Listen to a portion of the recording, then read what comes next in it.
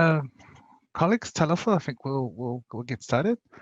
Kia ora tātou, and welcome to the online launch of the Caritas State of the Environment uh, for Oceania Report 2020 towards New Horizons. So these reports have been released each year since 2014 around the feast of St. Francis on the 4th of October. St. Francis of Assisi is the patron saint of ecology and had a deep love of creation and the poor. His feast day also concludes the season of creation, which began on the 1st of September. In the Southern Hemisphere, it is also springtime when we experience and celebrate new life. The Caritas Oceania Environment Report Series is a collaborative project sharing stories from the grassroots and coastal edges of Oceania on how environmental issues are impacting people and how they are responding. We aim to amplify the voices of Oceania peoples, especially those of the poorest most affected by environmental degradation. We seek action for the common good by decision makers and those with power in our region. Most of you will know that Caritas is a Latin word that means love or aroha.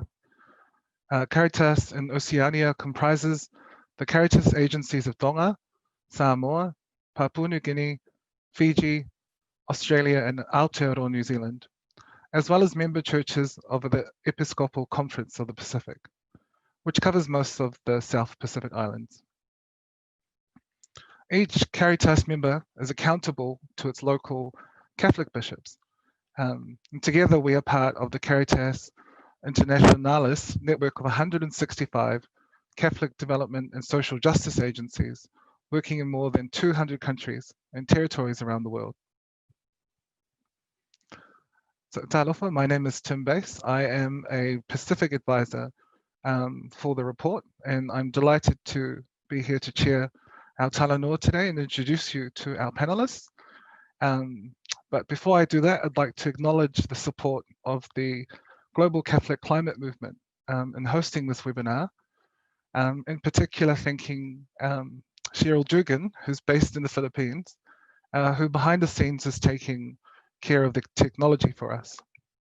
And also Marita Tana of Caritas Aotearoa New Zealand, who will be monitoring questions and discussion in the chat box to feed into our Q&A session.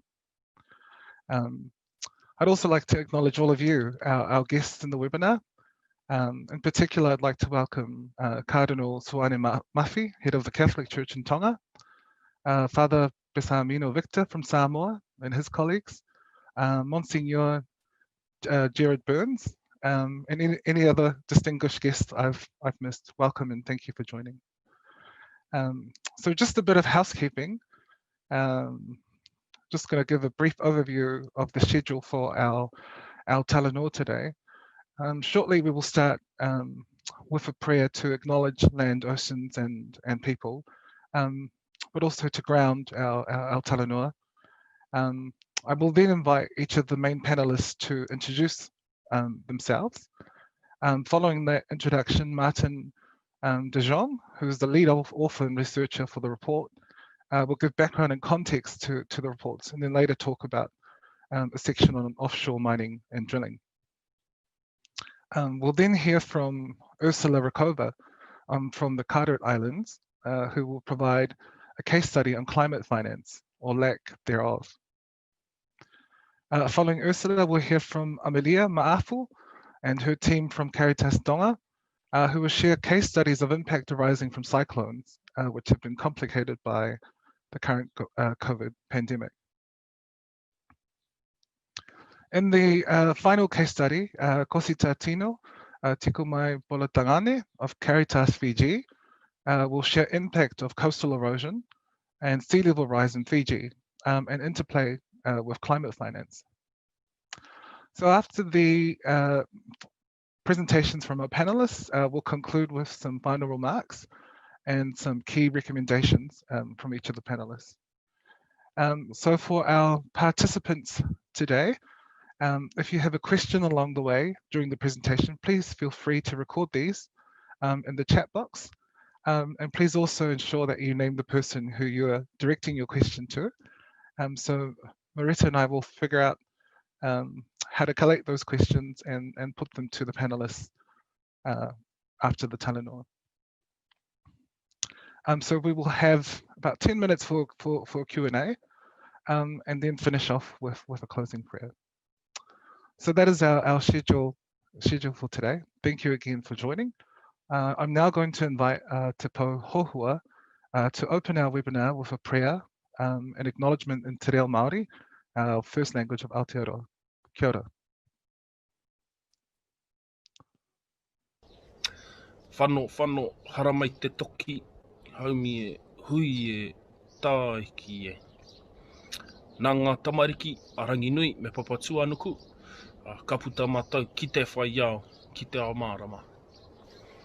Nei oku mihi kia koutou katoa, e mātaki mai ana ki tēnei whakaahua, e hui mai nei, e wānanga mai nei, ki te kōrero, ki te wānanga, e pāna ki tō tātou nei tai au, me tāna oranga.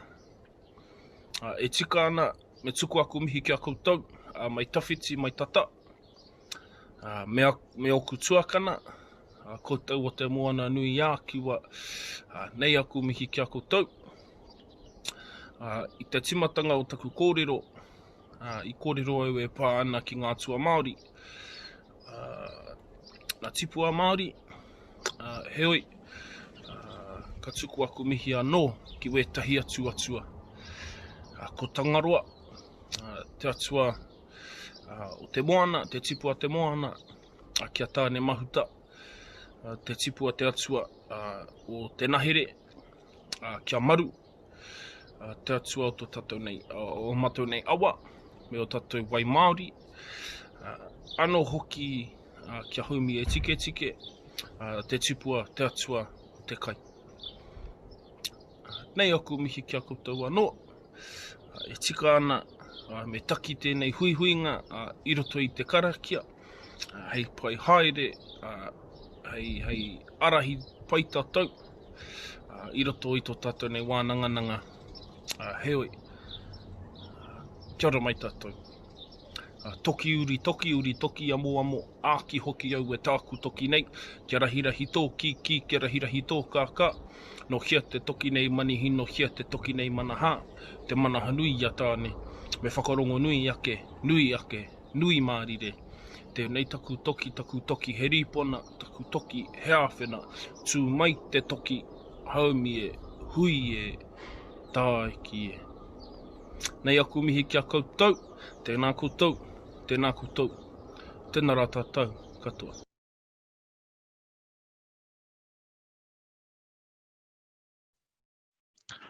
Kia ora te Pou, and thank you for blessing our talanoa. We're now going to move to the introduction of our panelists.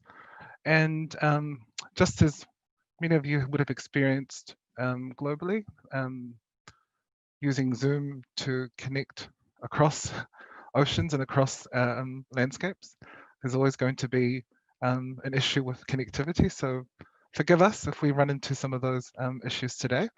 But I'd like to invite Ursula Rakova from Bougainville in Papua New Guinea to introduce herself. Is she connected?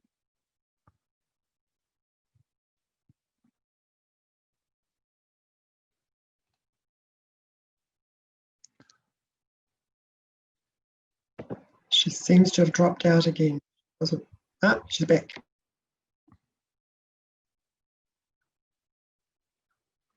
Hi, Ursula, can you hear us?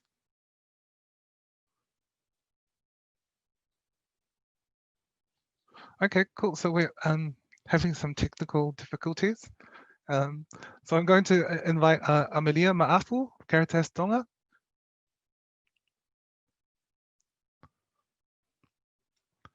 You're on mute, Amelia. Malolele. My name is Amelia Ma'afu. I speak to you today from Auckland, Aotearoa, New Zealand. Normally my home is in the beautiful kingdom of Tonga, but unfortunately due to the ongoing COVID crisis, I find myself grounded in Auckland since March of this year. Very much working remotely now, but very much with the hopes that there will be an opportunity to return to base very shortly. I've been with Caritas Tonga for 10 years now. Formerly, I joined Caritas Tonga office in 2010 as a project officer, and then became the project coordinator for 7 years. Currently, I am the national director. I have been privileged to journey with the CEFOL report since its foundational report in 2014. It has been an honor to continue to be affiliated with such an important platform that has enabled voices of Oceania, though small individually, have become strongly amplified through this great work of partnership. Malo apito. Malo apito Amelia. Pula Kosi. Pula Vinaga team. I'm Kosi Tatino Tikoma in Bula Tangani. I work, I'm the coordinator of social ecological justice for Caritas Archdiocese of Suva, what is known as Caritas Fiji. It's a very new baby within the Caritas family. We just started last year in March, and just my passion in terms of the work of CEFO environment began too last year when we opened, and I find it a passion in terms of looking at communities in Fiji who are being affected by the issue of climate change as well as sea level rise. And so I'm glad to be part of the CEFO Oceania report to work on amplifying the voices of the victims of climate change. Thank you, Tim.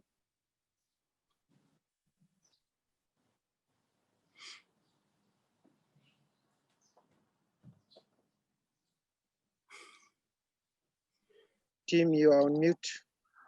Vinaka Kosi. Martin, would you like to introduce yourself?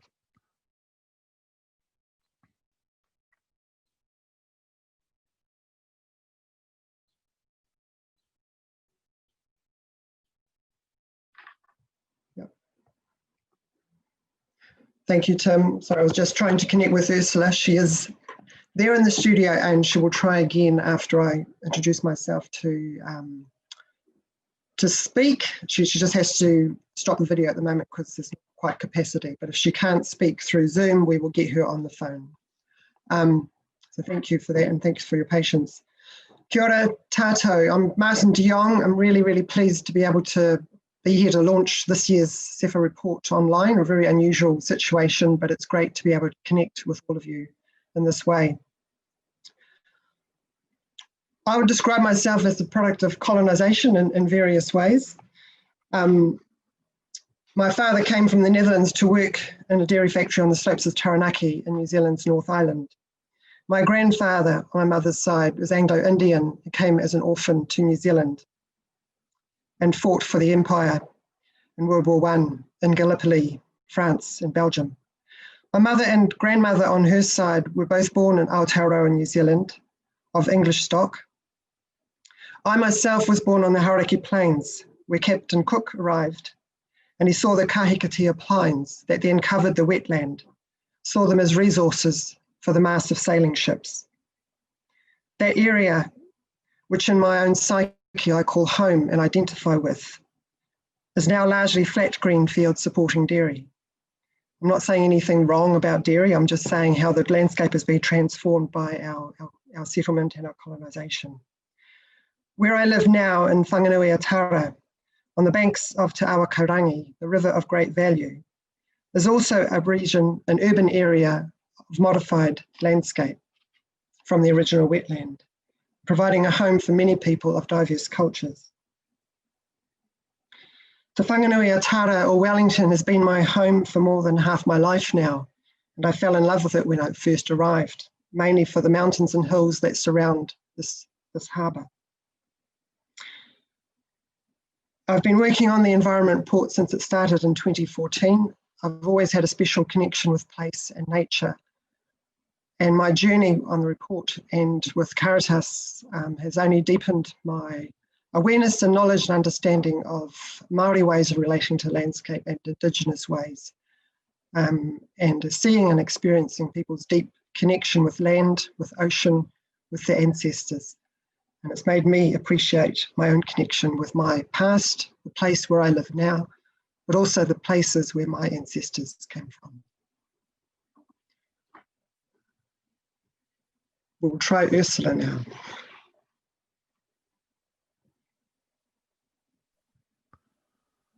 Kia ora, Martin. Thank you. Ursula, can you hear us? Are you there?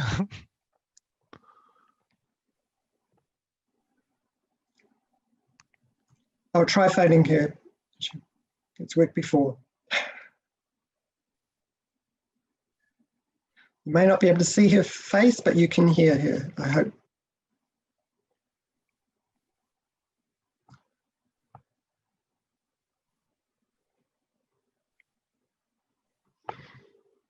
We have this in trials, don't worry. She usually comes through clear on the phone. Good morning, Ursula. I've got you on the Zoom call. You just introduce yourself briefly and I'll put her on speaker.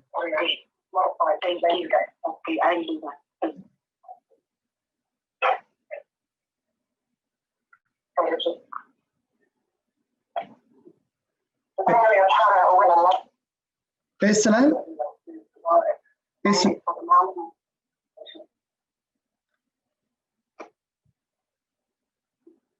Ursula, just, hello Ursula, it's Martin here. Just turn off the audio from your computer so it's not interfering and just introduce yourself briefly to the people in the webinar.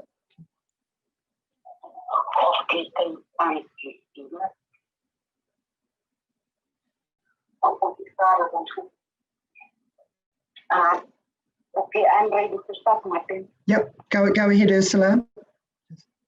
Good morning, all, and good morning, Martin. Thanks for getting me to join this. Although you cannot see my face, you can hear my voice.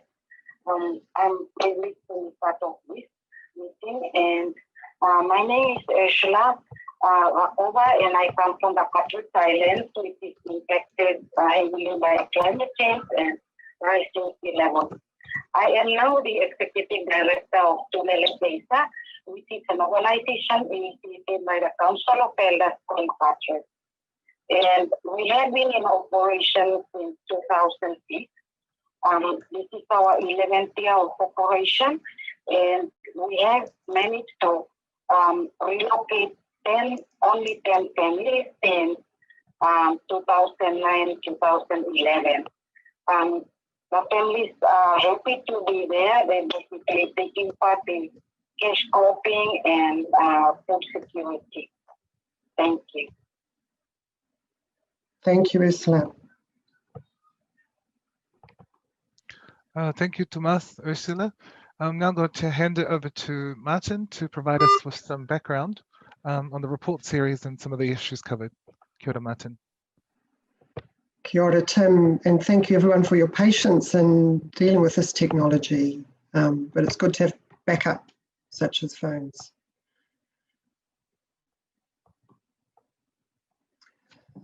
The Caritas Oceania Environment Report series we consider as fulfilling the mandate given to the Church in this region, arising from a synod near the beginning of the millennium, of meeting of bishops for Oceania in conjunction with Pope John Paul II, where they called upon the governments and peoples of Oceania to protect our precious environment here for present and future generations, and on behalf of all humanity, acknowledging that the Pacific Ocean contains about half the world's supply of water.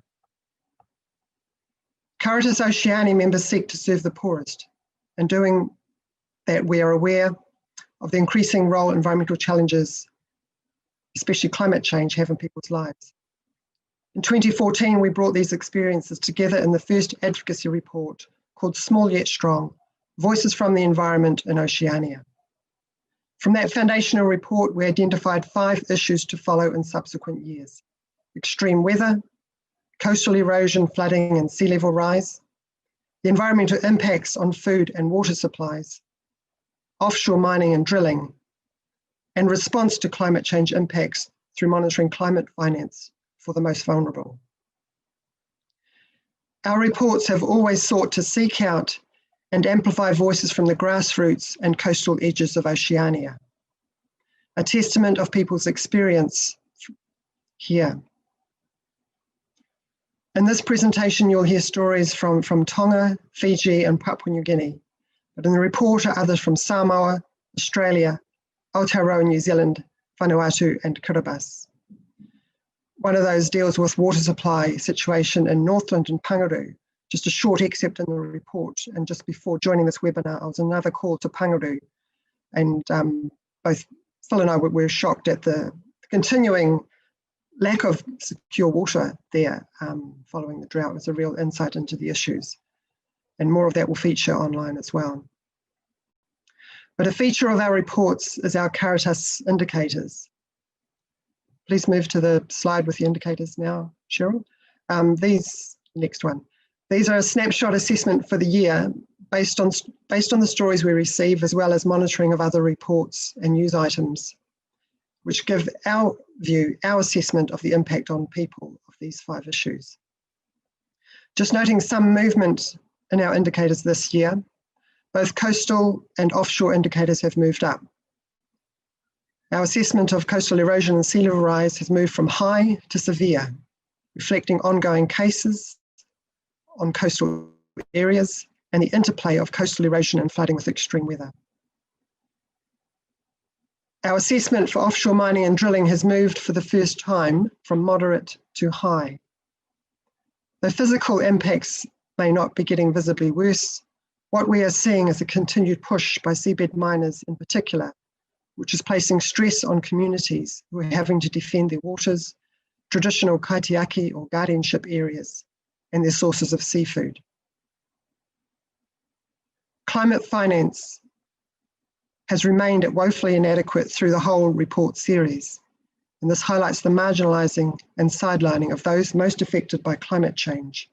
There is still insufficient support for community-led adaptation.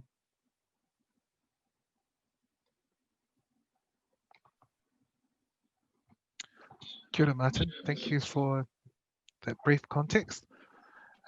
Just want to check if our friend Ursula is connected.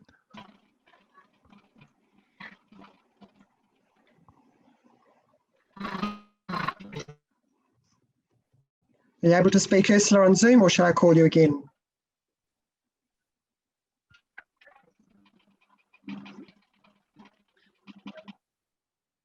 I'll call her up. Okay. Cool. Well, Martin calls her.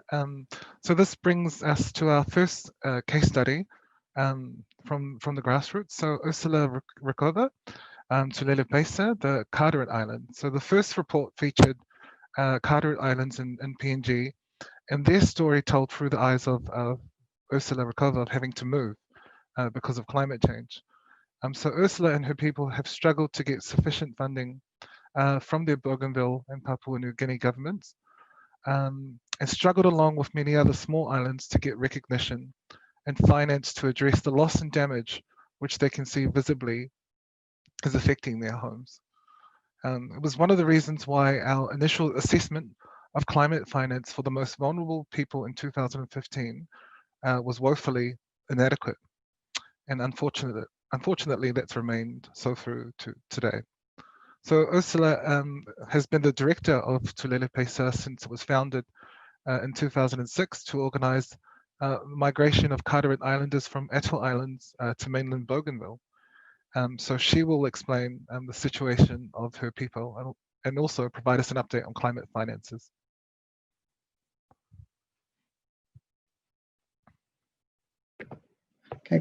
Okay, go ahead, Ursula. I'm on the phone. Yeah, the voice is cutting off as well. That's right. We can hear you clearly, Ursula. You can just. Okay. Yep. I'll introduce myself again. No, just go ahead and update us on the situation with Carteret Islands and climate finance. Okay. In terms of relocation and what has happened so far, we have moved 10 families with support from churches, especially in Germany, New Zealand, Australia, and the United States. We have attended several UNFCCC meetings, especially the Cancun meeting, and that was when climate financing was basically mapped out as support for impacted communities. Since that time, we have followed the events on climate financing, but we have not really benefited from climate financing since then. And today on the island, the situation is getting worse. More and more people would like to move to mainland Bougainville, but it's difficult for us to move these people and put them, just put them to crowd in one place. We would like to support these people with permanent homes, so they can later on be able to improve on those homes in the next 20, 30 years. But we are not able to do that because the relocation program is not financed fully to respond to the needs of the Caritas Islanders. And when the situation is getting worse, it's even difficult for us to access climate financing.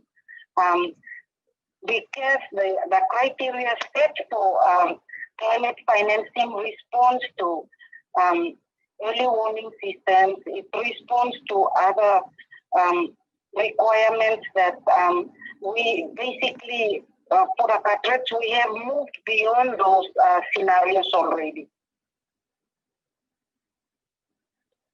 Thank you, Ursula.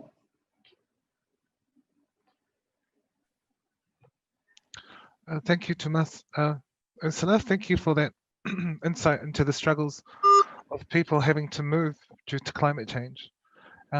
We now turn to Amelia Ma'afu, the Director of Caritas Tonga, for an analysis of extreme weather patterns affecting Oceania in recent years, particularly as they have been experienced in Tonga. Malo, Amelia.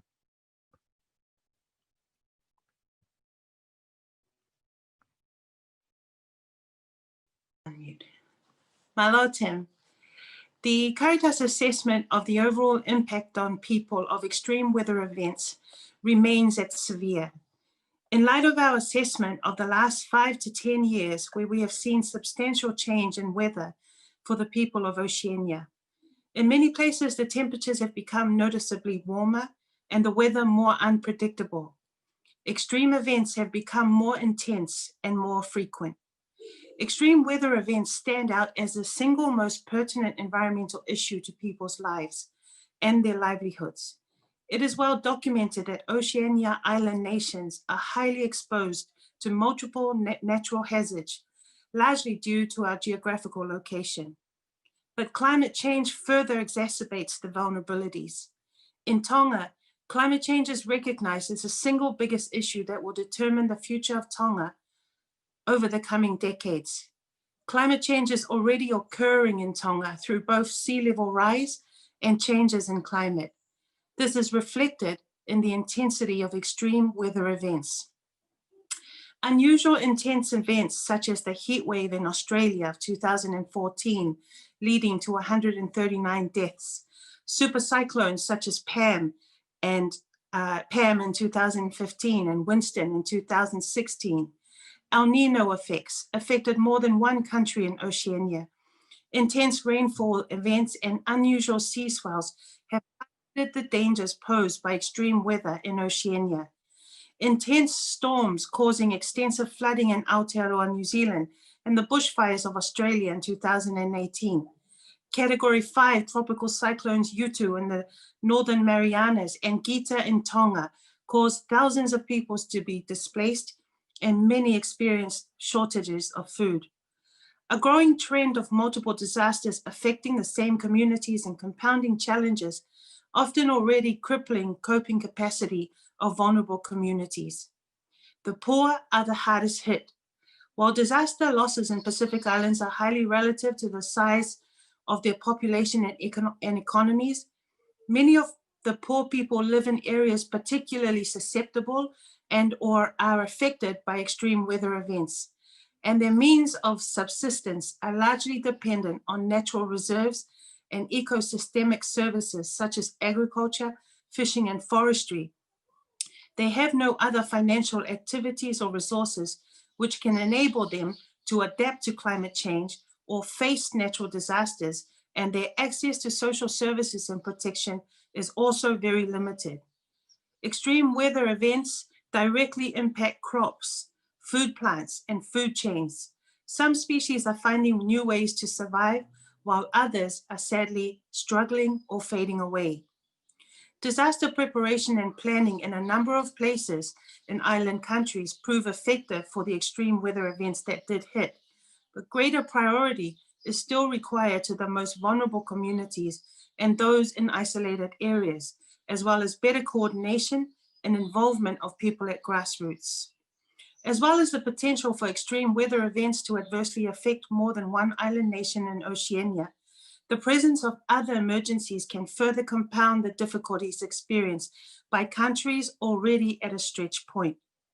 Severe tropical cyclone Harold, for example, category 5, in March of 2020, wreaked havoc in Vanuatu as it traveled through with destructive winds as high as 235 kilometers per hour. TC Harold tracked towards Fiji as a category 4 and caused widespread flooding across Fiji. TC Harold then moved towards Tonga as a category 4.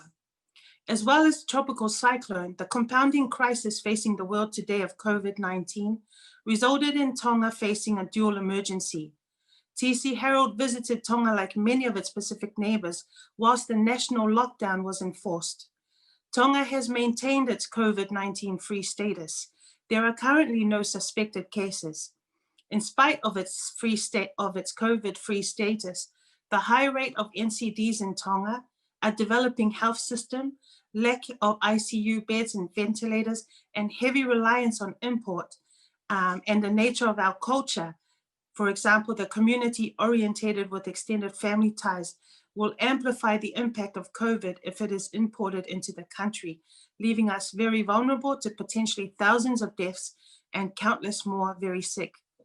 To understand and highlight the compounding difficulty vulnerable communities in Tonga are facing in the aftermath of a significant cyclone with reference to the current pandemic, I would like to introduce my wonderful and very competent colleague, Maria Losa Tapueluelu, who is currently the program's assistant of Caritas Tonga, but also the Caritas Oceania youth delegate to Caritas Internationalis, to provide a case study of the experience of Tonga with a dual emergency. Malo Maria Losa.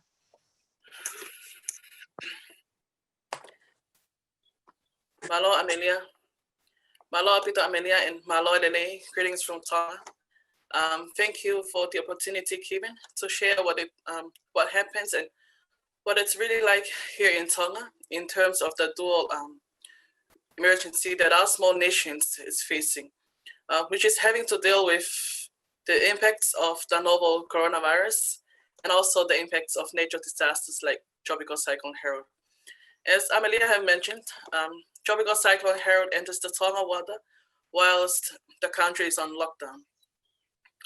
And the authority have to lift some of the restrictions, especially the curfews, enabling the families that needed to evacuate to safer shelter to do so before the cyclones arrives. From what we have learned during our emergency response after the cyclone, that it was really hard for the families that evacuated to live in such a situation, especially when the COVID-19 restrictions still enforced after, and that they have to return to their own home, although some weren't safe enough to shelter them. Although Tonga is still COVID-19 free, it does not mean that we do not experience or undergo its impacts that other countries are dealing with.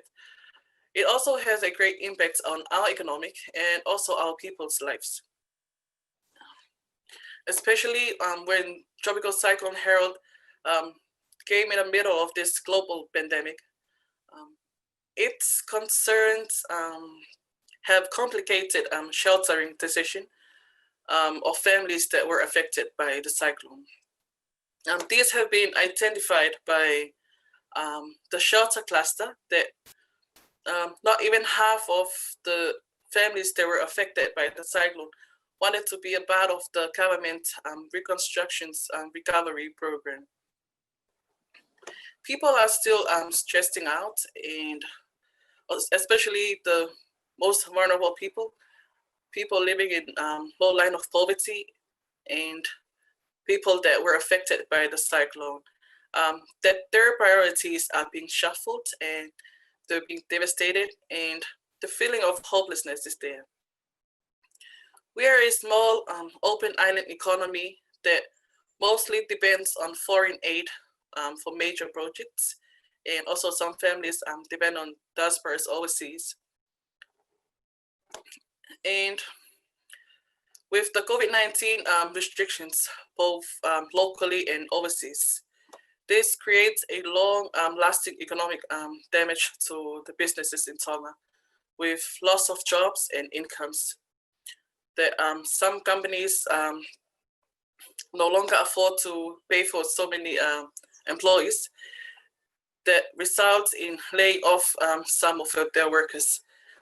These especially is the tourist businesses, some constructions companies, and some trading companies, and some others. Local traders are also being affected. They have shared that they no longer able to sell their handmade products like they used to be. In all these impacts that our small nations are facing and struggling with, it is the most vulnerable people, the people living in low line of the national poverty line, and some people that were affected by the cyclone. It is they who suffers the most. This has been witnessed that it is now over 6 months from when Tropical Cyclone Harold affects Tonga. We can still see people living in tents.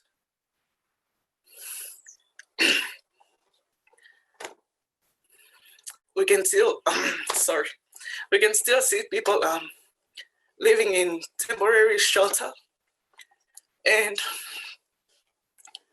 we can still see tarpaulins over some roof.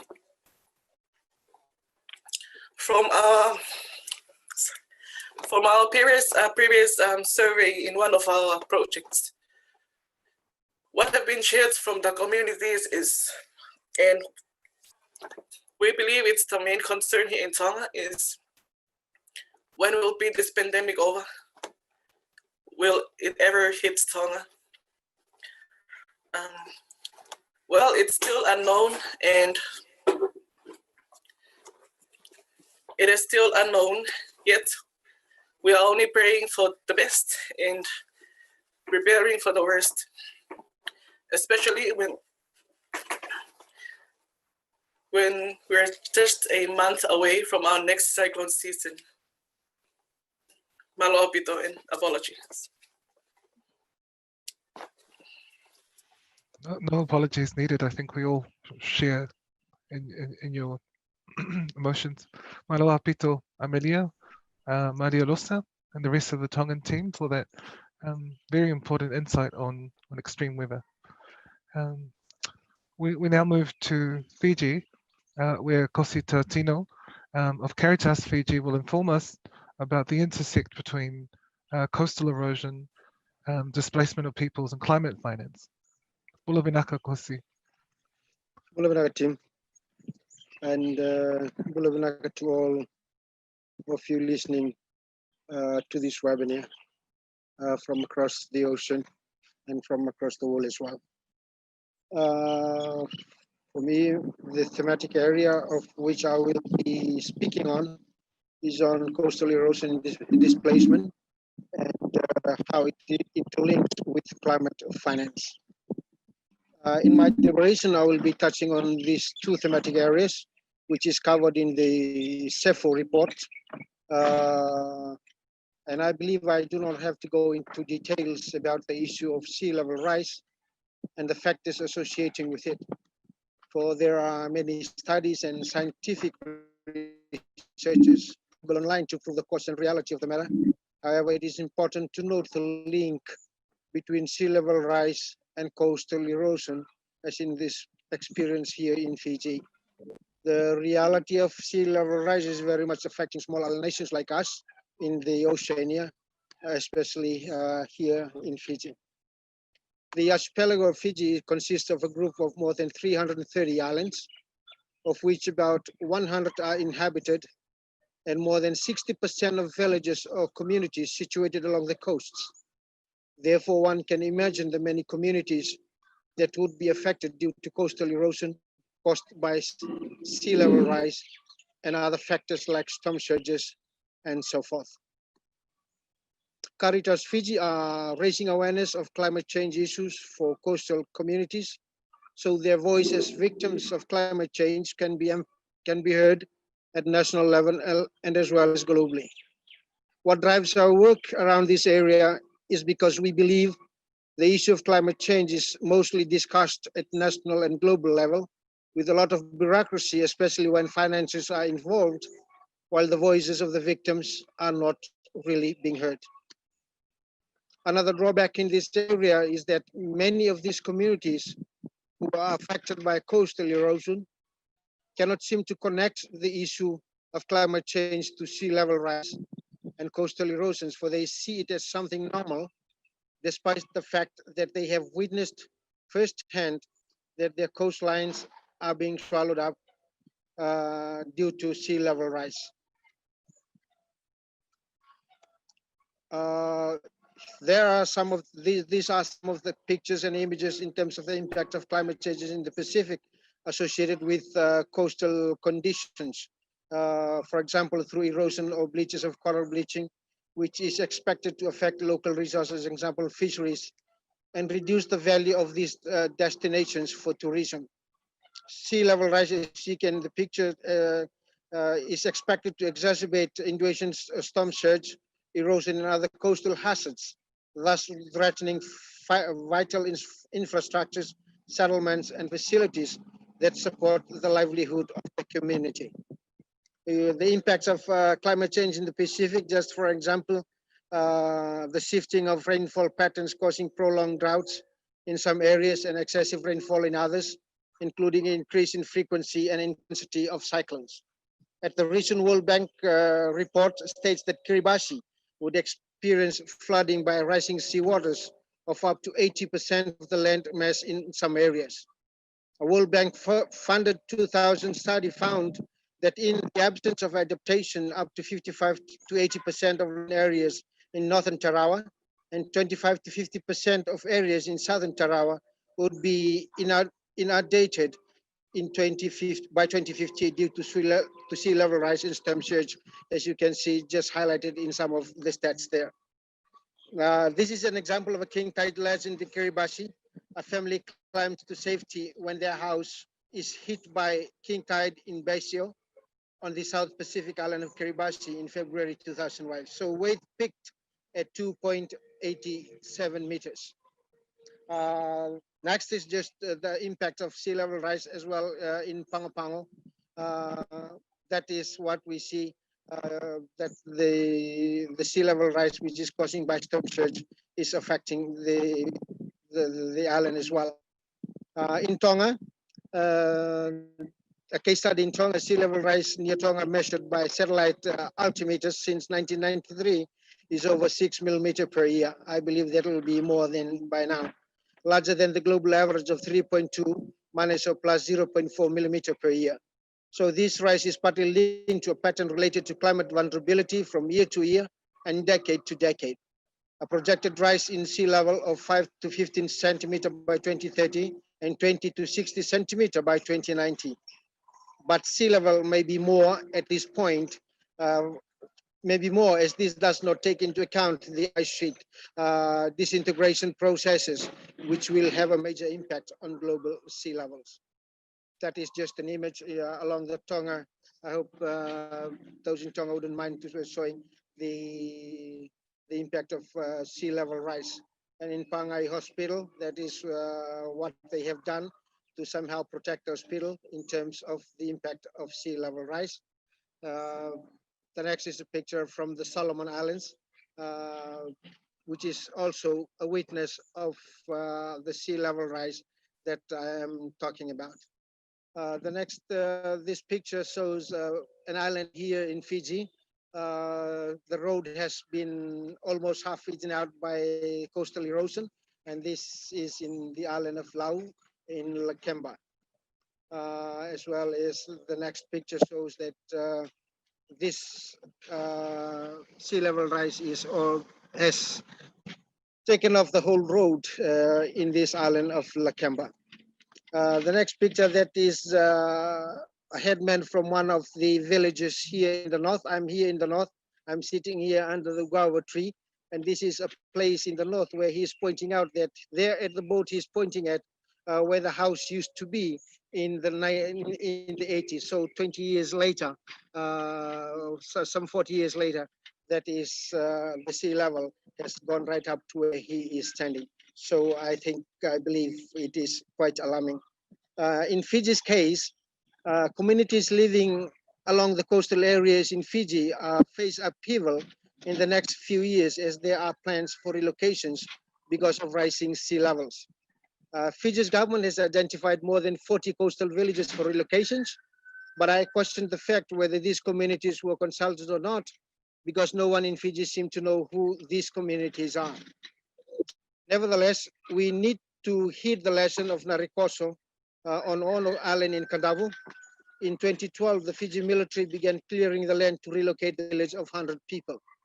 The project stalled when overseas funding stopped and ecological degradation ensued, according to the 2019 case study by Armanda Bertana in 2019 titled Sea Level Rise, Valuable Lessons for the Narikoso Village Relocation Project in Fiji, in case studies in the environment 2019.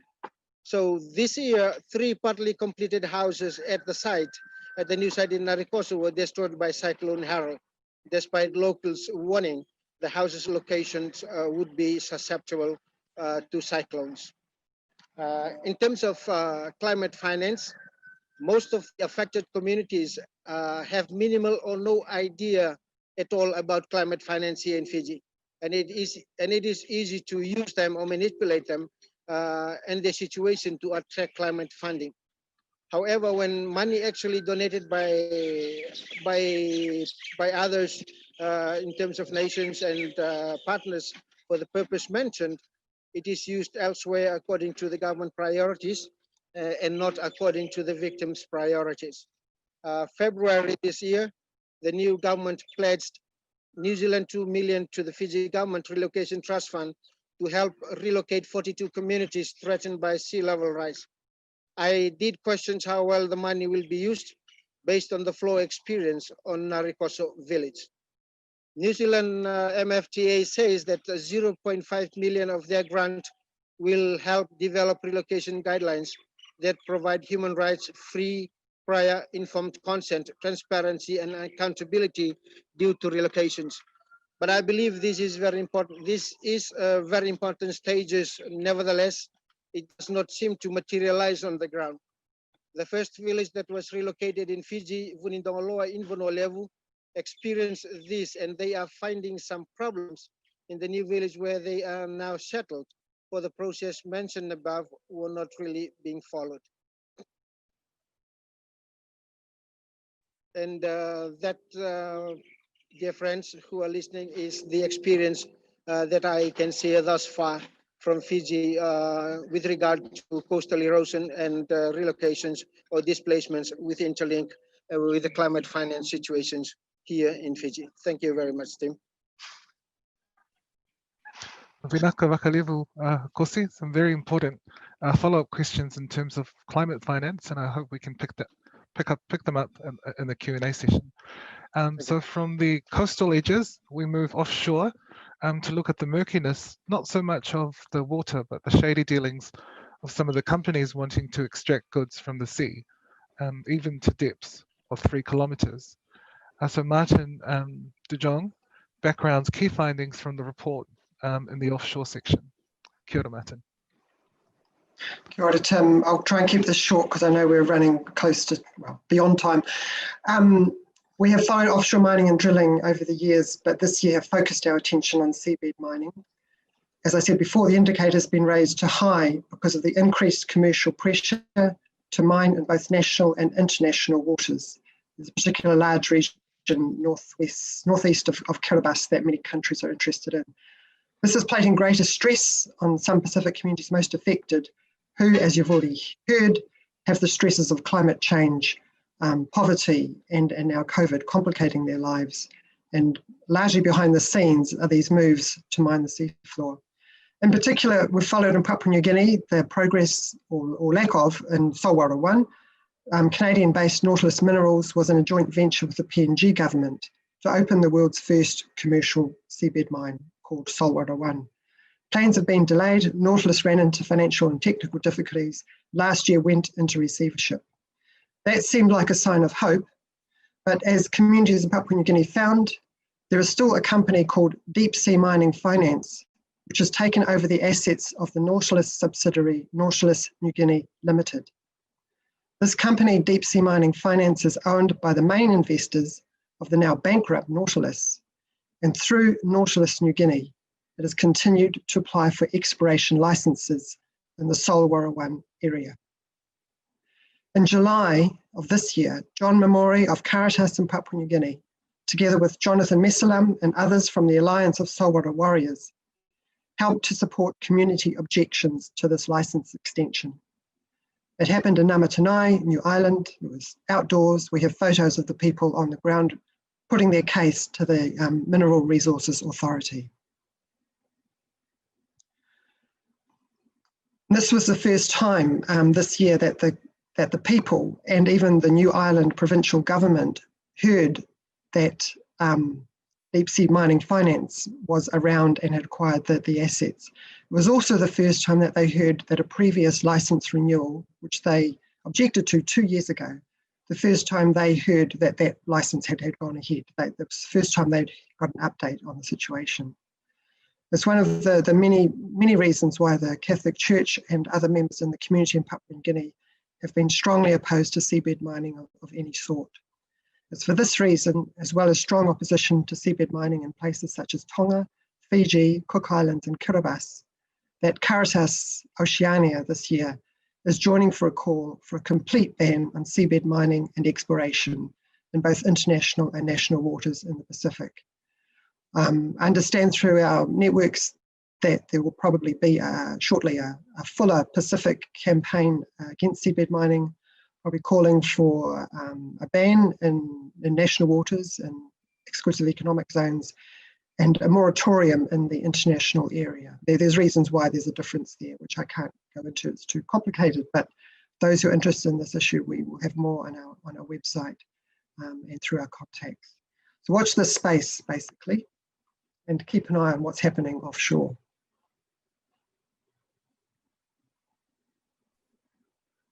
Thank you, Tim. Kia ora, Martin. So that brings to an end our overview to some of the issues covered in the report. So we're now going to conclude with each of the panelists giving their key conclusion and recommendation arising from the Caritas analysis.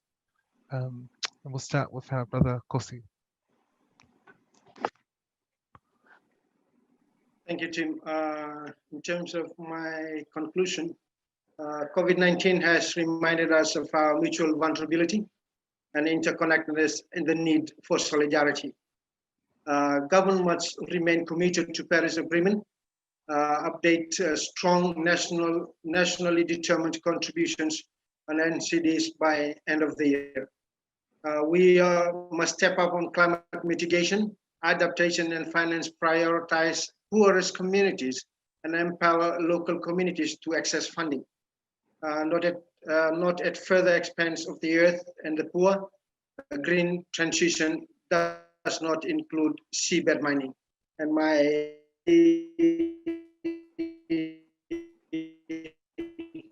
try to rebuild economies that serve people and planet and value and support local resilience, food production, ecosystems and communities. Must ban further seabed mining and exploration and last but not the least, to improve climate finance. So thank you, Tim. Vinaka Kosi.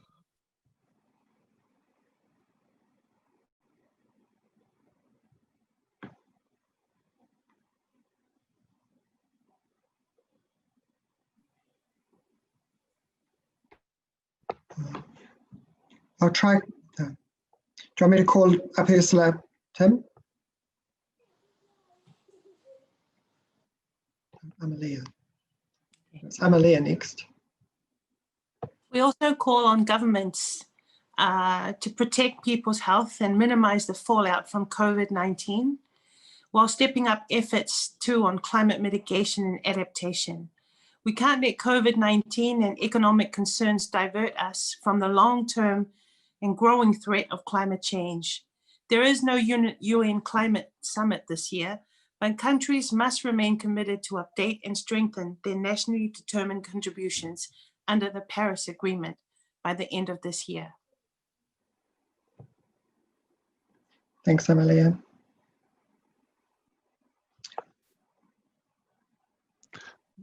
Martin, will you speak to Ursula's one?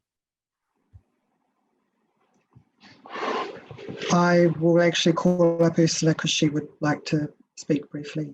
Sure. Yep, you're online, Ursula. Just Sorry? you're online. Just speak with your summation. I'm online. Yep. Just give your summation of the key thing relating to climate finance you would like to tell us. Okay.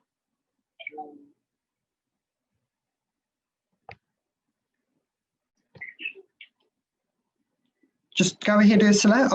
I've got the phone next to the microphone, so just.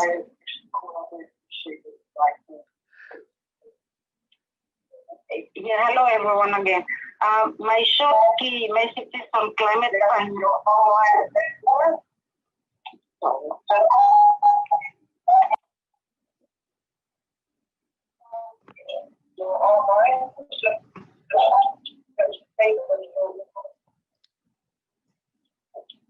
Okay, thank you.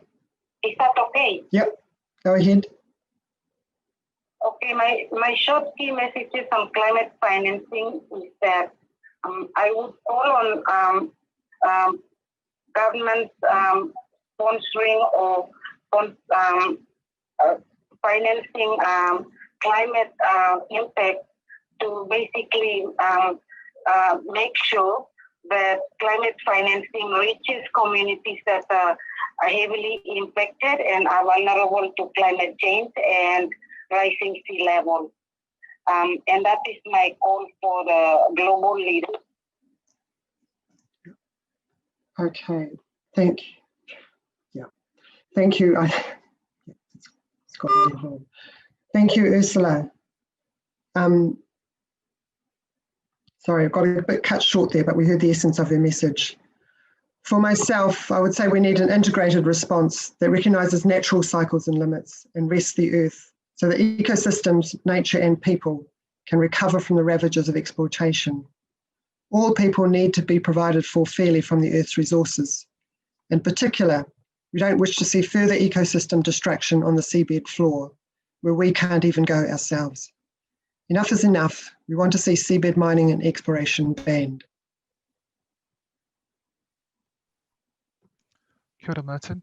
And thank you to all of our panelists for your critical contributions to this talanua. Very conscious of our time, island time, as they say in the islands. So thank you to our participants who've sent through a few questions. We're going to pose one question because I think it captures the essence of the other four to our panelists. And the question reads, with the threat of climate dislocation and migration of communities, what must we ask governments to do?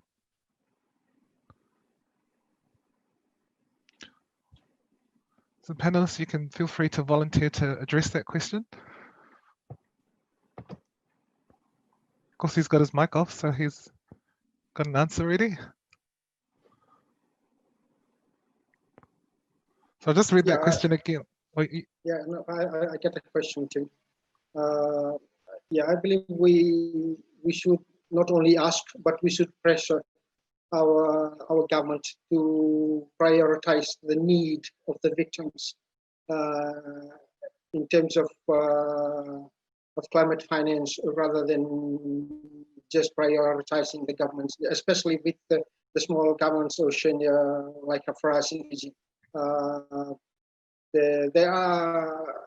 There's a lot of access through climate funding for the vulnerable communities who are affected by climate change and coastal erosions, and they are in need for assistance if there need to be relocations, which is urgent at the moment in time. And I believe it's not only about asking the government; it's about pressuring the government to, if they have been amplifying at global level about the victims' situations in Fiji, then should only they prioritize those who are actually vulnerable to climate change, rather than just focusing on government priorities. Thank you, Jim. Minaka kosi. Amelia, would you like to offer some thoughts on that question?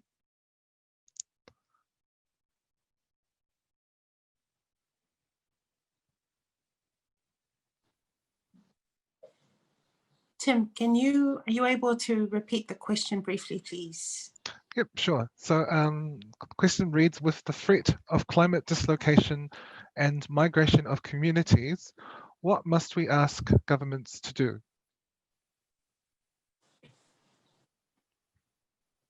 I guess the question is quite a complex question. There are many asks as practitioners and organizations with direct relationships on the ground.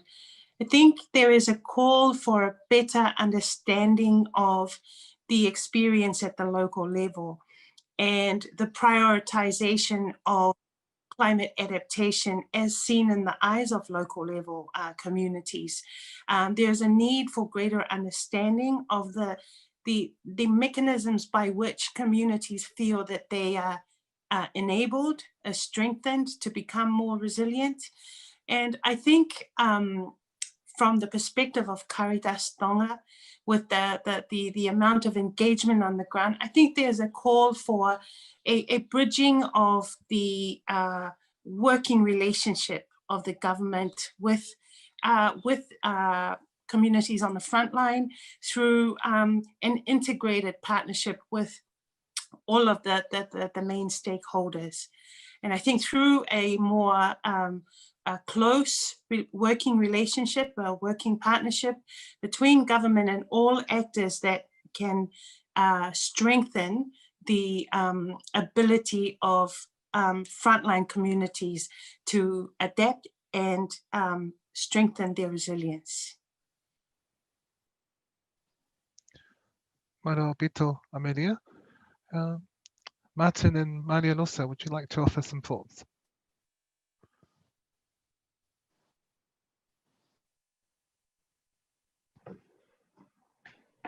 I will first just reinforcing what Ursula said, that climate finance needs to address the most poorest and where possible and feasible, adapt and provide for basic needs where people are. That's the first choice. Mali Lawson, who highlighted the need for basic shelter, food and water, and that's what needs to be done first. But also picking up on preparing for the worst, if people do have to move, recognise the complications in that, ideally within country, but also we need to recognise our responsibility as a region, particularly more affluent parts of the region, not to speak in countries, but communities need to be open to support movement and migration of people. Once we're through COVID restrictions and that, but recognising the many connections that people have, family connections, whānau connections between different places, and support an openness to welcome people who may be forced to move, as in the situation with the Karu Islands. We're all sisters and brothers on this planet. We've all got connections with particular places, but we've also got friends and support in different regions and potential friends. People who may need to welcome others who have no home to go to. So I think government policies need to focus on that and also support people rather than infrastructure. Infrastructure is just a means to an end. The priority is people's basic needs. Thank you, Martin.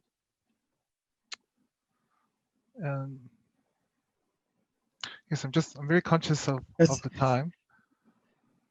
Sorry, Martin, you go ahead. I suggest that we wrap up with a prayer. Anyone who wants to stay on for further discussion, even informal discussion, we can go till 2:30. That would be my recommendation. Yes, thanks, Martin. And thank you to all our participants for joining in this webinar. So we hope that we sincerely hope that the report will serve as a useful tool for collective advocacy and activism in your various spaces. And we also hope that the report will help to generate deep and reflective conversations between families and communities as we move forward together. So apologies for the time limit, but there are opportunities to engage further and deeper in the materials that have been shared. So the State of the Environment report is available on the Caritas New Zealand website. You can see the link in the chat box. You can also engage in extended talanoa on the themes of the report through the Oceanian Facebook group page. So that link has also been included in the chat. So to close our talanoa with a word of prayer, I invite you to join me in reciting the Canticle of the Sun by St. Francis. Can I ask Martin to lead us? Yeah. Just unmute if you want to. Praised be you, my Lord, with all your creatures, especially Sir Brother Sun, who is the day through whom you give us light. And he is beautiful and radiant with great splendor. Of you, Most High, he bears the likeness. Praised be you, my Lord, through Sister Moon and the stars. In the heavens you made them bright, precious, and fair. Praised be you, my Lord, through Brothers Wind and Air, and fair and stormy, all weather's moods, by which you cherish all that you have made.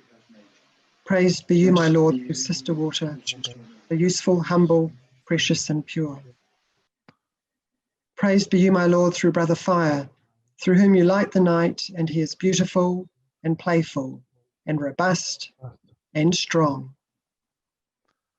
Praised be you, my Lord, through our sister Mother Earth, who sustains and governs us, producing varied fruits with coloured flowers and herbs. Praised be you, my Lord, through those who grant pardon for love of you and bear sickness and trial. Blessed are those who endure in peace. By you, Most High, they will be crowned.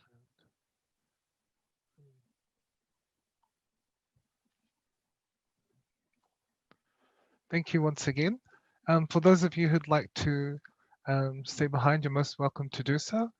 For everyone else, I'm conscious everyone probably has meetings or other important plans for the weekend. We wish you all the best and look forward to continuing this engagement online. Mano.